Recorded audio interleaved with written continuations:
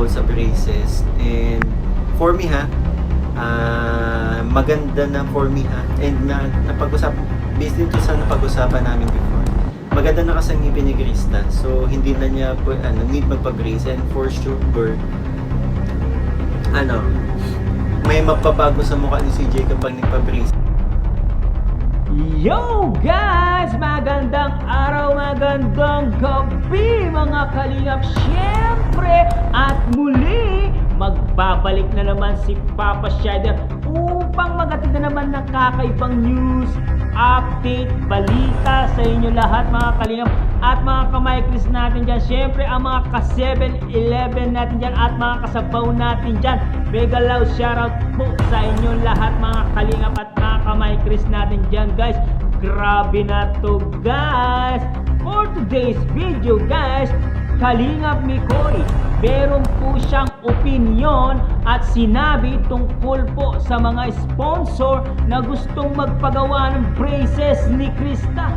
Ano kaya ang gustong sabihin ni Mikoy at gustong iparating sa mga supporters at mga sponsor na gustong pagawa ng braces si Krista? Tara guys, panoorin natin. Siyempre, kung bago ka pa lamang sa ating YouTube channel, huwag kalimutan mag-like, mag-share, mag-subscribe at pahit ang notification bell button para updated kayo sa mga ilalabas natin reaction video mga kalingap. At siyempre, huwag kalimutan suportaan ang magamang matubang na si Kuya Val Santos Matubang, Ate Edna Vlogs, Kalingap Rob, Kalingap Team, siyempre Ate Jack Matubang, at siyempre guys, Kalingap Mikoy guys. Huwag kalimutan suportahan guys. Siyempre ang mga Kalingap Reactor guys, suportahan na rin po natin mga Kalingap. Siyempre guys, eto na guys, huwag na natin patagalin to guys. Ano kaya ang opinion ni Mikoy doon sa binabalak ng mga sponsor ni Krista? Panoorin natin guys. Let's go! Hello po sa inyo. Saka yung baka mas madami tayong nababasang comment. Agree ba kayo? Pero sorry sa mga napupuyat po dahil sa yun, inabangan yung live ko. Pasensya na po. Yun, na may nang-sponsor na Mikoy sa braces ni BBCG, sabi ni Miss Yang Mi. Ay, magpapabrace po si CJ. Actually, napag-usapan po namin yan ni CJ before na about sa braces. And for me maganda na for me and napag-usapan based din to sa napag-usapan namin before. Maganda na kasi ang ngipin ni Krista, so hindi na niya need magpa-brace. And for sure may mapabago sa mukha ni CJ kapag nagpa-braces siya. Ang ganda kaya ng ngipin ni CJ. Agree ba kayo? Mga kalingap, tama naman 'di ba? And siguro kung alam ko sa ngayon hindi din yata ni CJ na magpa-braces ngayon kasi alam niya magbabago yung tsura niya. Pero depende pa rin yun sa kanya, syempre. Ako nga dati may braces. Ako dati ganito Ako dati may braces din po ako. 1 year and a half pa lang. Tapos nung nag-commercial ako, hindi po ako pinayagan na may braces ako. So pinatanggal ko. And plan ko ipabalik ko na lang kapag after ng commercial. So ano nangyari? Nawala ko yung mga bracket. So ito na siya. And hindi din ako nagpa-retainer. Buti na nga lang hindi bumalik yung sungki ko. So ganun po. Hindi kasi maganda sa camera kapag hindi ko naman sinabing hindi maganda para sa camera. Mali yung term ko. Makaka-apekto po sa camera kapag may braces po.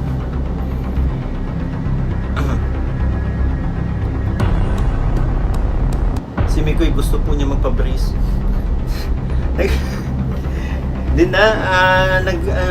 Nung base doon sa check-up ko dati, hindi ko lang alam, nagbase lang din doon sa dati kong dentist. Kapag nagpa-brace daw ako, baka mabasag ng ngipin ko. Kaya ayun. Di ba maganda na ng ngipin ni CJ? Pantay-pantay naman yung maganda si CJ, kaya please wag naman ibagay. Malaking epekto po talaga kapag nagpa-braces si CJ. Sa itsura niya. Kasi aangat yung uso niya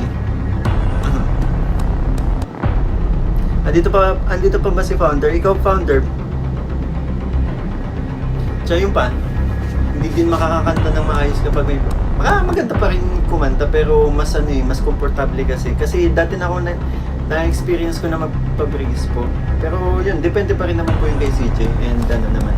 Yun ay suggestion ko lang naman po.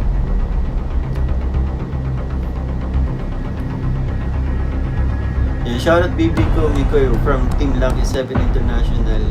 Tsaka yun nga, sabi ko ulit kanina, di ba? Napag-usapan na namin yun si CJ. Kasi may nag-offer na din po sa akin pinarating na kung gusto daw ni CJ magpa-braces, sabi ko kung gusto daw ni CJ magpa-braces maging sponsor. So ako naman, nung nagkaroon ng micro po for sure, kinausap ko si CJ, sabi ko kung may gusto magpa-brace sa'yo. Sabi niya, parang ayaw pa daw niya sa ngayon ayaw pa niya. Siguro ayaw ko na magpa-brace si Krista yun. Sabi siguro po kung sakali man na lang po kasi for sa pabahay na lang po muna ni CJ para po hoping na di siya papayag. Kung makikita nyo, magandang ngipin ni CJ, maputi, walang space, tapos matatalim din pareho kami.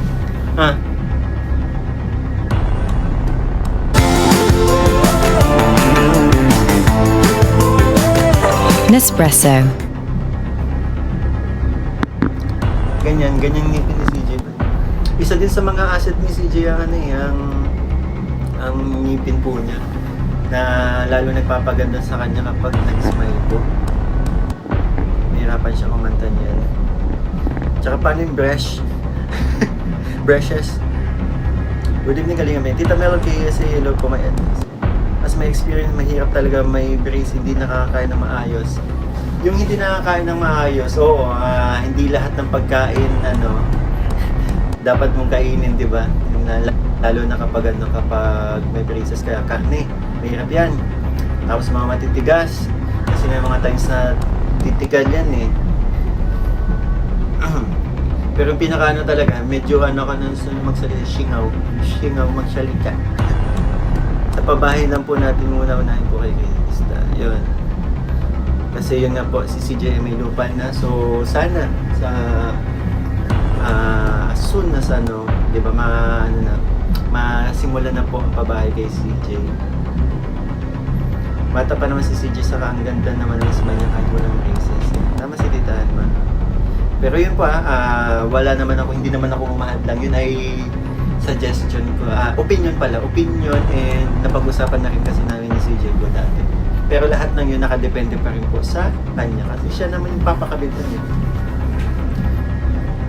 Sa iyo, Mikoy, lagi ako ng support sa lahat ng kalingap. Sa iyo lahat ng tanong, subscribe ako lagi, napapasa madalas na magsipo.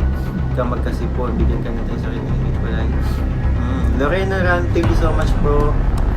Ronski, hello, shout out sa iyo, Ate Ronski.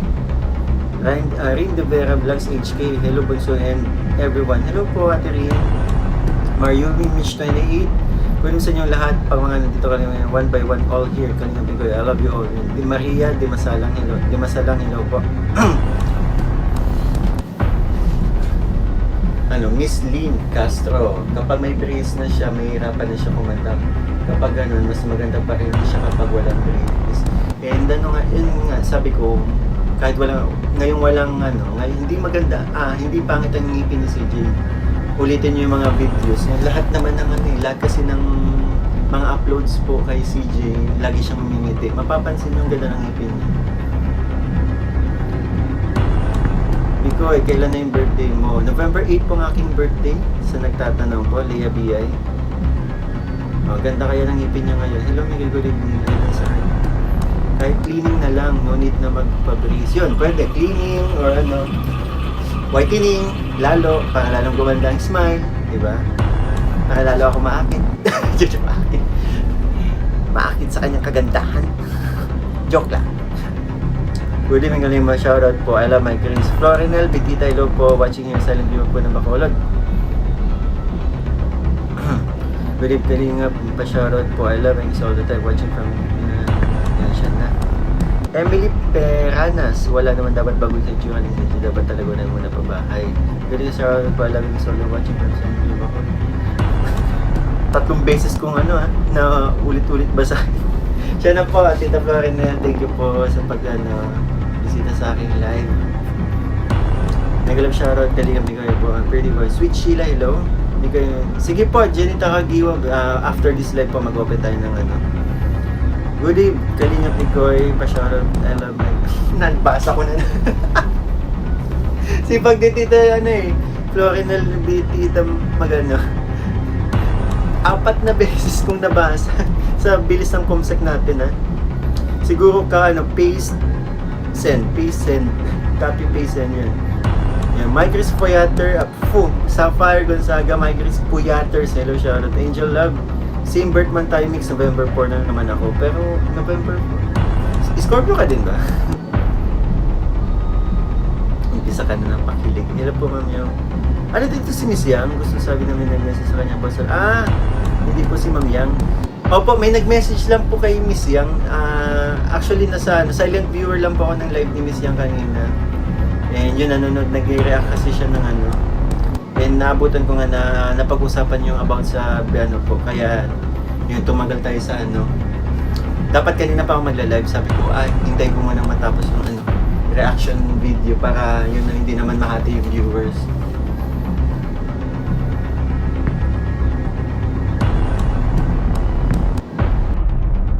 Ayun nga guys, narinig natin si Kalingap Mikoy sa kanyang mga sinabi doon sa kanyang live stream, guys. Tama po ang lahat po ng sinabi ni Kalingap Mikoy na si Krista ay napakaganda po ng ngipin niya. Tignan nyo naman po yung ngitian ni Krista. Pang commercial model po si Krista. Pang model po ng toothpaste si Krista. Napakaputi po ng ngipin niya. Pag nagpa-brace po si Krista ay mag-iiba po yung itsura niya. Medyo tatangos po yung kanyang labi at tatangos po yung kanyang nguso pag magpakabit pa siya ng braces. Bagay na bagay po sa kanya yung kanyang ngipin dahil napakaputi po ng ngipin niya. Pang killer smile po talaga yung ngipin ni Krista. Opinion ko rin po ito, Parehas lang po kami ng opinion ni Papa Mikoy dahil nakikita namin kay Krista na yung ngitian ni Krista ay pang commercial model po. Kaya kung nagbabalak ka maging commercial model, wag ka pong magpapakabit ng braces kasi pag nasabak ka sa mga commercial, guys, ay aalisin din po ang braces na yan, guys. Para lang sa amin, opinion lang namin po ni Papa Mikoy yun. Para sa amin, napakaganda na ni Krista. Hindi na kailangan magpalagay ng braces kasi kahit walang braces talagang bagay naman talaga silang dalawa. Makikita mo naman, guys, kahit saan mo tignan na anggulo, itong si Krista ay napakaganda, guys. Hindi na kailangan ng braces ni Krista, ay mag-iiba talaga yung itsura niya. Medyo tatangos po yung kanyang bibig pag nagpakabit siya ng braces kasi nga lolobo po yung dito niya. Pero kung walang braces, guys, makakangiti po siya ng maganda. Tignan nyo ako, guys. Dati nagpa-braces ako, ngayon pinaalis ko na, guys, kasi nga yung nguso, tumatangos yung nguso natin, guys. Para sa amin po ni Papa Mikoy, ganun na lang po sana ang Siyempre, na kay Krista naman po yung desisyon na yan kasi siya po ang palalagyan ng sponsor. Pero para sa amin, siguro sa ibang bagay na lang po ibigay ang bigay ng sponsor kasi masisira po yung killer smile ni Krista, yung ngiting tagumpay, Hindi natin makikita yung ngiting tagumpay kasi alam naman natin na si Krista ay iba yung ngitian niya. Pang commercial model talaga itong ngitian ni Krista. Tingnan niyo naman, pag nag-smile siya, smile mo, kita mo, feel ko, di ba? Napakaganda ni Krista pag nag-smile siya. Papakita ko po yung picture ni Krista. Ito yung picture ni Krista pag nag-smile siya. Tingnan nyo. Pang commercial model, pang toothpaste, pang close up, di ba? Pang putita, Kumikinang po kasi yung ngipin niya at napakaputi ng ngipin niya, guys. Opinion lang po namin yan, guys. Syempre, hanggang dito na lang ang ating reaction video, mga kalingap. Syempre kung hindi ka pa pala nakasubscribe sa ating YouTube channel, huwag kalimutan mag-like, mag-share, mag-subscribe at pahit ang notification bell button para updated kayo sa mga ilalabas natin reaction video mga Kalinga, mga kamaikros natin dyan. At syempre huwag kalimutan suportahan si Kalinga Prab, Ate Edna Vlogs, Kuya Bal Sans Batuang, syempre number 1 na Kalinga Mikoy guys, at lahat po ng Kalinga Boys, suportahan na rin po natin para sabay-sabay po tayong umangat guys, no?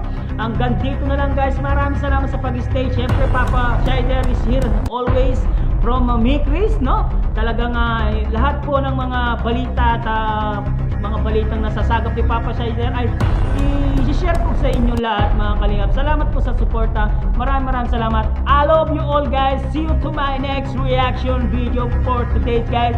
I love you all. Mama chup chup.